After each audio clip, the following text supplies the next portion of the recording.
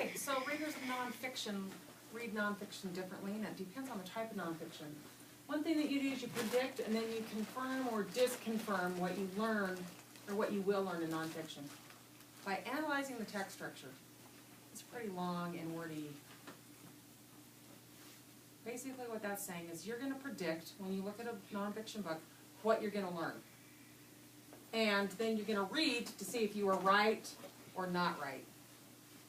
Okay? One of the things that really helps us be able to make those predictions is knowing what type of text structure it is. So expository nonfiction, we would read differently and we would make predictions differently than if we were reading a narrative nonfiction.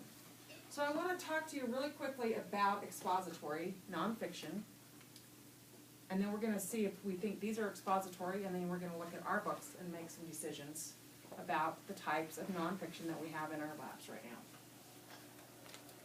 Okay, so expository nonfiction, the purpose of expository nonfiction is to give facts. We know that when we read nonfiction, we're learning lots of things, so the purpose is to give facts.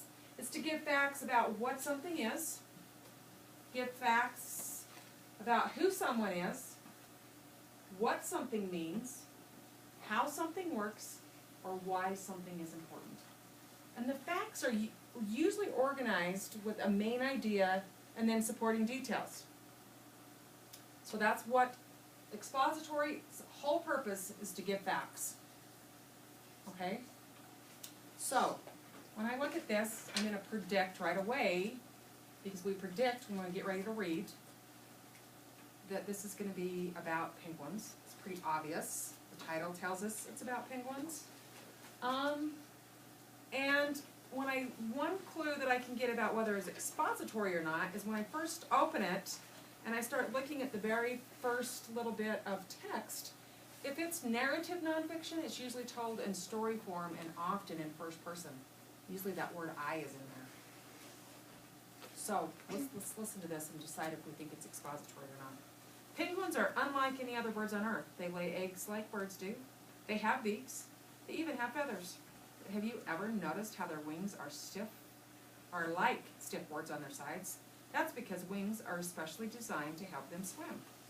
Unlike most birds, penguins can't fly. Penguins spend most of their lives swimming in the sea. Some penguins will swim for months at a time. They even sleep on the sea.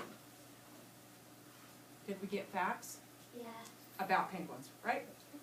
Expository. It didn't talk about somebody going to the North or the South Pole to study penguins. It talked about penguins. So it wasn't narrative, it was expository. Okay? Was it structured with giving me the main idea and then supporting details? Well, the main idea was that penguins are unlike other birds. The supporting details, it told how they're like birds, but then it also told how they're different from birds. So this one is definitely expository. Cool facts, creepy crawlies.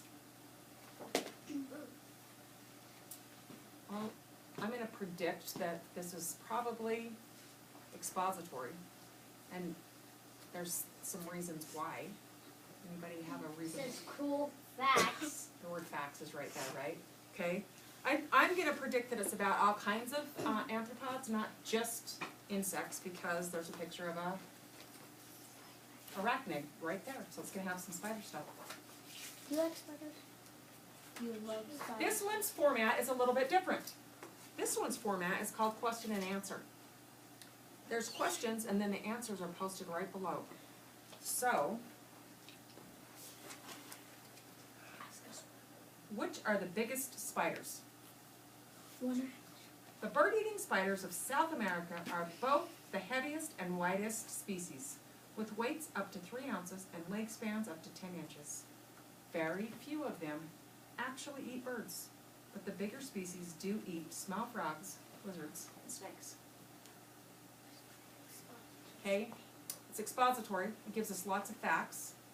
The main idea of that one was the biggest spider, and then the supporting details was it was the bird eating and all of the facts about the bird eating. But the format of this one is question answer. So I like question and answer because you get lots of information in just a little second or two. You don't have to read a lot. That's the one thing about nonfiction is we know we don't read from cover to cover. If we're looking for information, we can go to our index or our table of contents. If I wanted to learn about slugs, I know on this one I'd go to page 30 and I wouldn't have to read any of this other stuff, but to find out about slugs, I would just go to that page and read there, okay? So this is what I want you to do. I want you to get your book. I want you to turn knee to knee to your partner.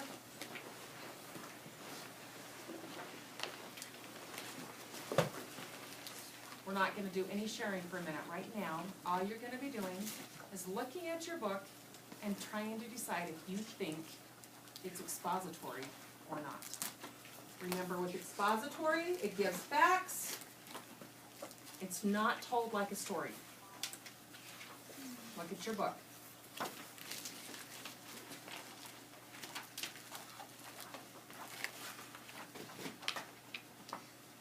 It's supposed to be a nonfiction book, wasn't it?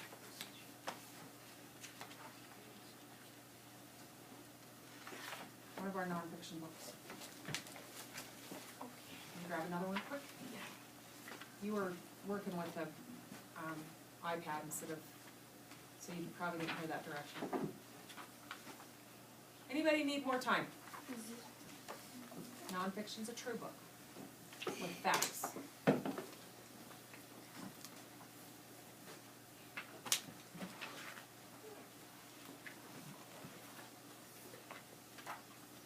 Just grab one out of that tote right there. The first one, grab it. All right, that one's perfect.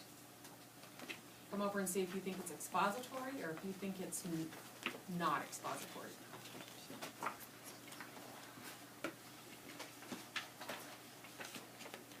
All right, this is what's going to happen.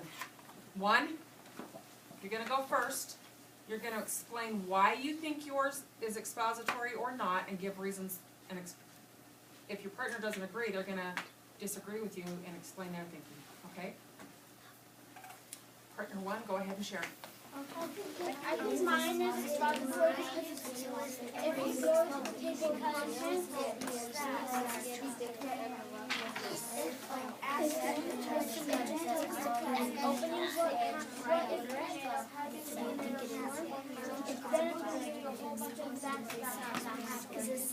that's why I was like how they got it.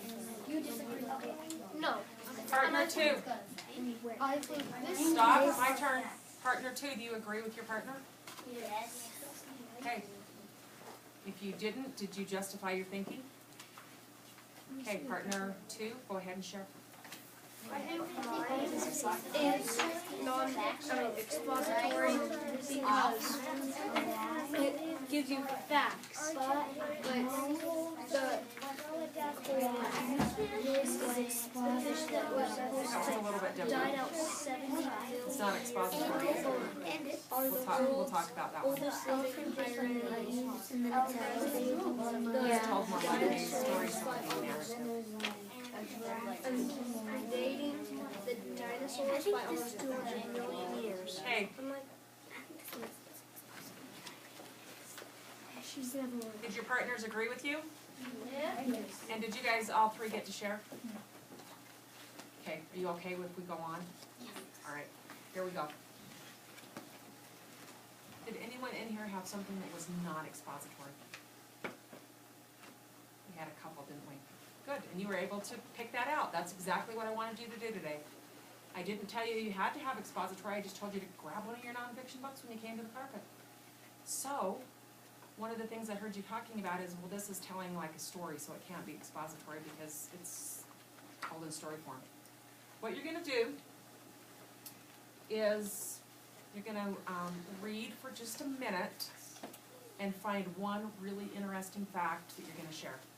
We're going to have to do it right here today because then it's time for read aloud. So read for just a second, find one fact that you're going to share.